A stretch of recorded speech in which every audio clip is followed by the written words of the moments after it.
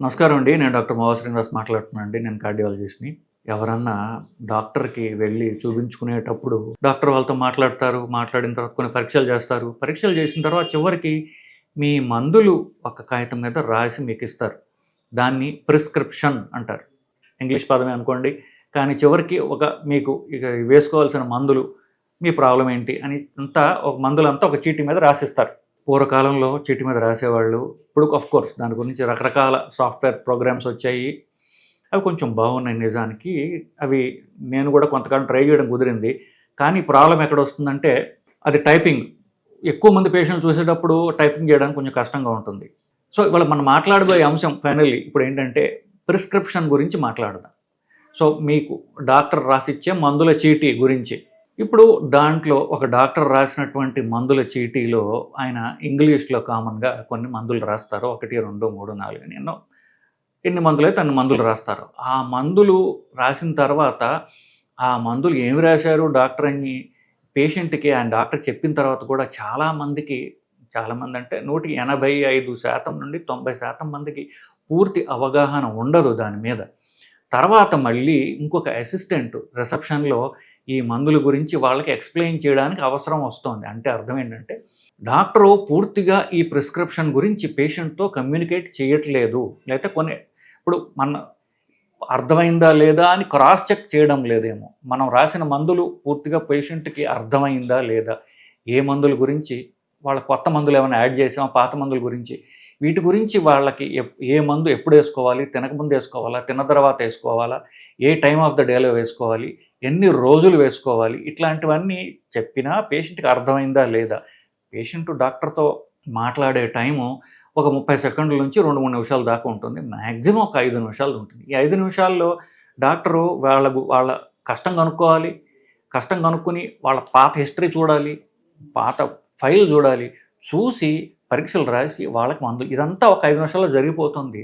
Doctor ఈ 5 నిమిషాల్లో ఒక 30 సెకండ్‌లో ఎంతో పేషెంట్‌కి మందుల గురించి ఎక్స్‌ప్లెయిన్ చేస్తారు. పూర్తిగా అర్థమవుతుందా లేదా అని క్రాస్ చెక్ చేయడానికి ఆయనకి టైం ఉండకపోవచ్చు.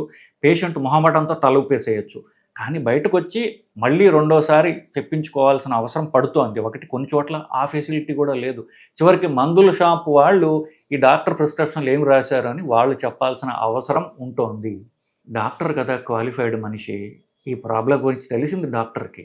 మందులు రాసింది డాక్టరు. కానీ మందుల షాపు వాళ్ళ మీద ఆధారపడాల్సిన అవసరం వస్తోంది అంటే డాక్టర్ కమ్యూనికేషన్ పూర్తిగా ఉండట్లేదు అని అర్థమవుతోంది. 1. 2 ఈ మందులు రాసిన తర్వాత కొన్ని షార్ట్ ఫార్మ్స్ ఉంటాయి. అన్నిటికంటే శోచనీయ అంశం ఏంటంటే, ఇది నేను కూడా చేస్తాను. అది ఏమిటంటే టాబ్లెట్ అని దాని పేరు రాసి, దాని మోతాదు రాసి, పక్కన ఓడి, బీడి, టీఐడి అని కొన్ని పదాలు ప్రయోగిస్తుంటారు డాక్టర్లు. ఇవి ఎందుకు జరుగుతోంది అంటే, మా మెడిసిన్‌లో జనరల్ ఎంబీబీఎస్‌లో 3వ సంవత్సరం ఫార్మకాలజీ అనేటటువంటి ఒక శాస్త్రం ఉంటుంది. అది మందుల శాస్త్రం అనుకోండి పోనీ. ఈ మందులు రాసేటప్పుడు వాళ్ళు నేర్పుతారు. ప్రిస్క్రిప్షన్ ఎట్లా రాయాలి అని నేర్పుతారు స్టూడెంట్స్‌కి. ఆ నేర్పేటప్పుడు ఒక బ్రిటిష్ కాలం నాటిదో, అంతకంటే ముందు కాలం నాటిదో ఒక ఆచారం ఒకటుంది. మందులు ఎలా రాసేదానికి ఒక ఆచారం. ఆ ఆచారంలో బ్రిటిష్ వాడు చదువుకున్నటువంటి సంస్కృతం ఏదైతే ఉందో దాన్ని లాటిన్ అంటారు. లాటిన్ నుంచి ఇంగ్లీషు, ఫ్రెంచి, స్పానిషు ఇట్లాంటి భాషలు వచ్చాయి. సో, వాళ్ళ సంస్కృతం పదాలని మన ఇంగ్లీష్ ప్రిస్క్రిప్షన్‌లో పెట్టారు. మనం ఇంగ్లీష్ ప్రిస్క్రిప్షన్ రాస్తాం కాబట్టి దాంట్లో వాడటం జరుగుతోంది. ఇది అన్నిటికంటే ఒక రకంగా శోచనీయమైన అంశం. అది ఇప్పటికీ మెడికల్ కాలేజీల్లో, ఫార్మకాలజీలో వాళ్ళు స్టూడెంట్స్‌కి ట్రైన్ చేస్తారు ఇట్లాగా. అవేంటి ఓడి అనేది. అది ఒక లాటిన్ పదం నిజానికి. సో, ఓడి అంటే నిజానికి ఆమ్ని డి అంటే డే అని అర్థం. ఆమ్ని అంటే ఒకటి అని. ఒక లాటిన్ పదం, ఇంగ్లీష్ కాదు. సో, దానికి ఇంగ్లీష్ తర్జుమా చేస్తే వన్స్ ఎ డే, ఓడి అని రాస్తాం. రెండవది బీడి అని రాస్తారు. బీడి అంటే బిస్ అంటే 2 సార్లు, డి అంటే రోజుకి. సో, రోజుకు 2 సార్లు వేసుకోవాలి. 1 టాబ్లెట్ ట్వైస్ ఎ డే అని ఇంగ్లీష్లో రాయొచ్చు. ఒక మాత్ర, ఒక గుళిక రోజుకు 2 సార్లు వేసుకోవాలని తెలుగు తర్జుమా చేయొచ్చు. సో, ఇంగ్లీషే కాదు, మనం లాటిన్ పదాలను ఉపయోగిస్తున్నాం. ఇవి ఒక రకంగా మనం ఎంత త్వరగా వదిలించుకోవాలో అంత త్వరగా వదిలించుకోవాల్సిన అవసరం. ఇది పేషెంట్ల కంటే డాక్టర్లకి, వాళ్ళ డాక్టర్లని తయారు చేసేటటువంటి టీచర్స్కి తెలుసుకోవాల్సినటువంటి అంశం. మూడవది టీఐడి. టిఐడి అంటే అది కూడా ఇవన్నీ లాటిన్ పదాలు బేసిక్గా. టర్ డి సుమెండం లేదా టర్ ఇన్ డి. టర్ అంటే టిఐడి అన్న టీడీఎస్ అన్న రోజుకు 3 సార్లు అని. టర్ ఇన్ డి అంటే రోజుకు 3 సార్లు వేసుకోండి. అలాగే క్యూఐడి అంటే రోజుకు 4 సార్లు వేసుకోండి అని. అదే ఇంగ్లీష్ దానికి లాటిన్ పదం ఏదో ఉంది దానికి. స్టాట్ అనగా వెంటనే ఇప్పుడే అన్ని మందులు మింగండి అని అర్థం. స్టాట్ అంటే స్టాటిమ్ అంటారు. స్టాటిమ్ అంటే ఇప్పుడే వేసుకో, ఇమీడియట్లీ అని ఇంగ్లీష్లో. ఇప్పుడే అన్ని మందులు వేసుకోండి అనేది అర్థం. హార్ట్ అటాక్ వచ్చిందనుకోండి, ఒకేసారి 6 మాత్రలు వేసి ఒకేసారి మింగండి అంటాం. సో క్లోపీ ట్యాబ్ లేదా క్లోపీ డోగ్రల్ 75 mg 4 tablets స్టాట్ అని రాస్తారు. అంటే ఇప్పుడే వేసుకోవాలి. అలాగే ఈకోస్ప్రిన్ యాస్ప్రిన్ 325 mg లేదా 150 mg స్టాట్ అంటే ఇప్పుడే వేసుకోండి అని. STAT స్టాట్ అని రాస్తారు. దాని అర్థం ఏంటి? ఇప్పుడే వేసుకోండి అని. ఇంకొకటి హెచ్ఎస్ అని రాస్తారు. హెచ్ఎస్ అని రాస్తే ట్యాబ్లెట్, ఏదో నిద్రపోవడానికి ట్యాబ్లెట్టో లేకపోతే యాంగ్జైటీ ట్యాబ్లెట్టో, 1.5 mg 0.25 mg హెచ్ఎస్. హెచ్ అంటే హారస్ సామ్ని, అది లాటిన్ పదం. హారస్ సామ్ని అంటే నిద్రపోయే గంటలు, అంటే రాత్రి పడుకునే ముందు వేసుకోవాలను అనేటటువంటి అర్థం.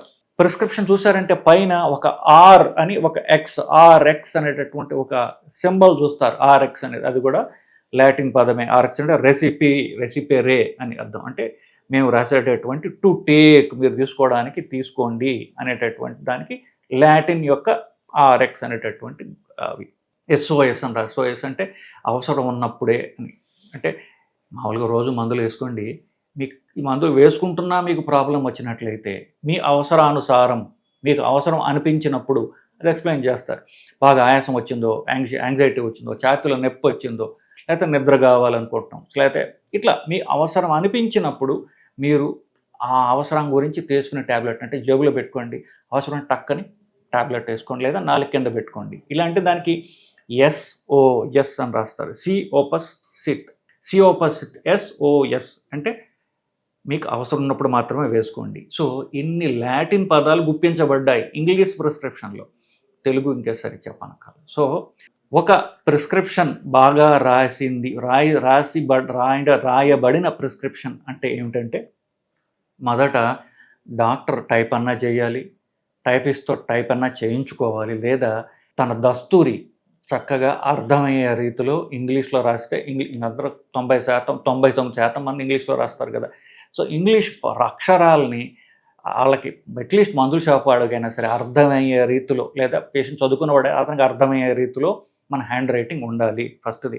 2 టెక్నికల్ పదాలు నేను చెప్పినట్టు OD, BD, TID, HS, స్టాట్లు ఇలా రాసినప్పుడు మీకు నాలాంటి వాడికి అలవాటు అయిపోయింది ఇన్నాళ్ళ నుంచి. ఎందుకు మాకు ట్రైన్ చేయబడ్డాం కాబట్టి.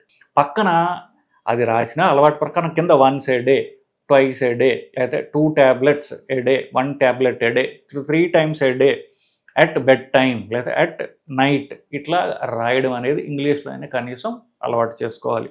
3వది లాంగ్వేజ్. ఇంగ్లీషులో అందరూ ట్రైన్ చేయబడ్డారు డాక్టర్లు, ఇంతగా ఫ్యూచర్లో ఇలాగే ఉండొచ్చు కూడా. కాబట్టి అందరికీ ఇంగ్లీష్ అర్థం కాకపోవచ్చు, తెలుగులో తర్జుమా చేయగలిగితే మంచిది. పూర్తిగా రాయకపోయినా డాక్టరే ప్రిస్క్రిప్షన్ రాస్తున్నప్పుడు, ఎక్కువ పేషెంట్ చూస్తున్నప్పుడు రాత్రి, ఉదయము, మధ్యాహ్నం అని కనీసం రాసినట్లయితే వాళ్ళు తెలుగు చదువుకునే వాళ్ళకైనా అర్థమవుతుంది. అందరికీ ఇంగ్లీష్ అర్థం అవ్వడం లేదు కదా.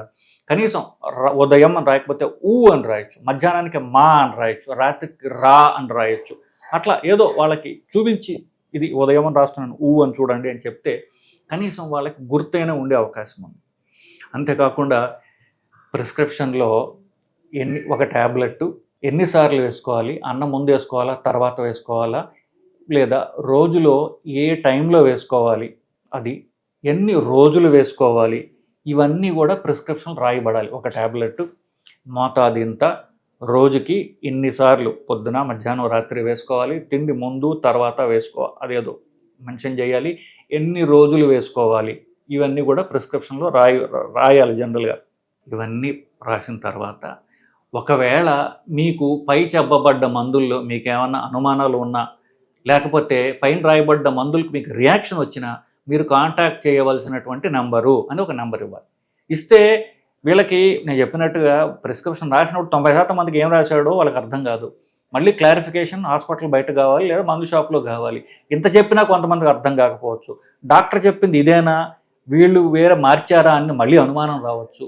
వాటికి క్రాస్ చెక్ చేసుకోవడానికి వాళ్ళకి అట్లీస్ట్ డాక్టర్ నెంబరో లేదా డాక్టర్ అసిస్టెంట్ నెంబరో ఉన్నట్లయితే వాళ్ళు డాక్టర్తో క్రాస్ చెక్ చేసుకునేది. ఎందుకంటే మళ్ళీ డాక్టర్ దగ్గరికి వెళ్ళినట్లయితే అపాయింట్మెంట్ అయిపోయింది వెళ్ళిపోండి అంటారు. సో వాళ్ళ క్రాస్ చెక్ చేసుకో ఒక నెంబర్ ఇస్తే మంచిది. సో ఇవన్నీ ప్రిస్క్రిప్షన్లో ఉండాలి. లేనిచో ఎందుకంటే పేషెంట్లు కదా చూసేది చాలామంది, నా ఇప్పుడు వీడియో చూసేది, ఈ డీటెయిల్స్ ఏమీ ప్రిస్క్రిప్షన్లో లేకపోయినట్లయితే మీరు బయటకు వచ్చి వెంటనే అట్లీస్ట్ రిసెప్షన్లో అయినా ఈ మందులకి ఎలా వేసుకోవాలో డీటెయిల్స్ నాకు పూర్తిగా అర్థం కాలేదు అని నిర్మోహమాటంగా హాస్పిటల్లోనే డాక్టర్ సమక్షంలోనే మీరు అడిగి తెలుసుకుని రాయించుకోవడం ఎంతో ముఖ్యం. ఎందుకు ఇంత హడావిడి ప్రిస్క్రిప్షన్ గురించి అనుకుంటున్నారు కదా మీరు. ఎందుకంటే నేను హార్ట్ అటాక్ వచ్చిందో పేషెంట్కి స్టెంట్ వేసాను అనుకుందాం. స్టెంట్ వేసిన తర్వాత లేదా బైపాస్ అయిన తర్వాత, ముఖ్యంగా స్టెంట్ వేసిన తర్వాత రాయబడ్డ మందులు కరెక్ట్గా వేసుకోకపోతే ప్రాణాపాయం వస్తుంది. ఆ స్టెంట్ మూసుకుని పోయి ప్రాణాల మీద తెచ్చుకునేటటువంటి కేసులు కోకొల్లలు ప్రతిరోజు చూస్తుంటాను. ఎందుకు ఆ పేషెంట్కి రాయబడ్డ మందులు అర్థం కాల. సో ఒక పేషెంట్కి స్టెంట్ అయిందండి. స్టెంట్ అయిన తర్వాత నాకు చదువు రాదు, నాకు డబ్బులు లేవు, లేకపోతే నాకు తెచ్చేవాళ్ళు లేరు, నేను పెద్దాన్ని అయిపోయాను, నాకు ఈ మందులు కన్ఫ్యూజింగ్గా ఉన్నాయి, అన్ని మందులు ఒకేలాగా ఉన్నాయి, ఇట్లాంటి ఏమి చెప్పి అవసరమైన ట్యాబ్లెట్ వేసుకోకపోయినా ప్రాణం మీద తెచ్చుకుంటారు కదా. సో అంత సీరియస్ ప్రాబ్లం ఉన్నప్పుడు వేసుకోకపోవడానికి ఏ సాకు చెప్పడానికి లేదు. మీరు తెలుసుకుని తీరాలి. ఏ ట్యాబ్లెట్ ఎప్పుడు వేసుకోవాలో మీకు తెలియాలి, ఎన్ని రోజులు వేసుకోవాలో తెలియాలి, ఏ టైంలో వేసుకోవాలో కూడా తెలియాలి. తెలియకపోయినట్లయితే పొద్దున వేసుకునే మందులన్నీ ఒక ప్యాకెట్లో, మధ్యాహ్నం వేసుకునే మందులన్నీ ఒక ప్యాకెట్లో, రాత్రి వేసుకునే మందులన్నీ ఒక ప్యాకెట్లో వేరేగా ఒక ప్లాస్టిక్ బ్యాగ్లో పెట్టుకున్నట్లయితే పొద్దున్న ట్యాబ్లెట్లన్నీ ఒక్కొక్కటి వేసుకుంటారు, మధ్యాహ్నం మళ్ళీ వేసుకుంటారు, రాత్రి మళ్ళీ. ఇది అన్నిటికంటే సింప్లెస్ట్. అలా మీరు చేసుకోకపోతే ఇప్పుడు షుగర్ కానివ్వండి, బీపీ కానివ్వండి, గుండె మందులు కానివ్వండి, ఇవన్నీ కూడా చాలా డిసిప్లిన్డ్గా ప్రతిరోజు వేసుకోవాల్సిన మందులు. వేసుకోకపోతే తీవ్ర పరిణామాలు ఎదుర్కొనే ఉంటాయి. షుగర్కి మందులకి నేను నెల తర్వాత 3 నెలల తర్వాత రమ్మని ప్రతి నెలా నేను అడ్జస్ట్ చేయాల్సిందే. ఎందుకంటే మనం చెప్పింది వాళ్ళకి గుర్తున్న మందులు వేసుకోరు, వాళ్ళు ఏవో అనుకుంటారు, లేనిపోని భయాలు రియాక్షన్లు అనుకుని మందులు వేసుకోకపోతారు వాళ్ళు. సో షుగర్ మళ్ళీ పెరిగి ఉంటుంది. షుగర్ వల్ల స్టెంట్ పడుతుంది, హార్ట్ అటాక్ వస్తుంది, బైపాస్ అవుతుంది, కానీ షుగర్ కంట్రోల్లో ఉండదు. ఎందుకు? కమ్యూనికేషన్ డాక్టర్తో సరిగ్గా లేకపోవటం వల్ల. మీరు మందులు వేసుకోకపోతే షుగర్ పెరిగితే మళ్ళీ మీకు హార్ట్ అటాక్ రావచ్చు, కిడ్నీ చెడిపోవచ్చు, కంటి చూపు పోవచ్చు. ఇట్లాంటి ప్రాబ్లమ్స్ ఉన్నాయని పేషెంట్కి చెప్పలేకపోవటం వల్ల, పేషెంట్కి తెలియకపోవటం వల్ల, పేషెంట్కి అర్థం కాకపోవటం వల్ల ఇలాంటి ప్రమాదాలు జరుగుతున్నాయి. అంత ఇంపార్టెంట్ డాక్యుమెంట్ డాక్టర్ ప్రిస్క్రిప్షన్. దీని గురించి తెలుసుకోండి. డీటెయిల్స్ అన్నీ కూడా జాగ్రత్తగా అర్థం చేసుకోండి. తెలియకపోతే తిరిగి మీ డాక్టర్ని అడిగి దాన్ని పూర్తిగా తెలుసుకోవాల్సిన బాధ్యత రోగిదే. సో అది ఎందుకంటే ఫైనల్లీ ఆరోగ్యం కోసం వచ్చింది రోగి కాబట్టి పూర్తిగా అవగాహన. మీ డాక్టర్ చెప్పకపోతే మళ్ళీ అడగండి, తెలుసుకోండి. డాక్టర్ విసుక్కున్నా మీరు ఆగొద్దు, మళ్ళీ అడిగి పూర్తిగా అవగాహన వచ్చిన తర్వాత మాత్రమే మీరు హాస్పిటల్ నుంచి బయటకు వెళ్ళండి. ఇది ఈ వీడియో సారాంశం అండి. నమస్కారం.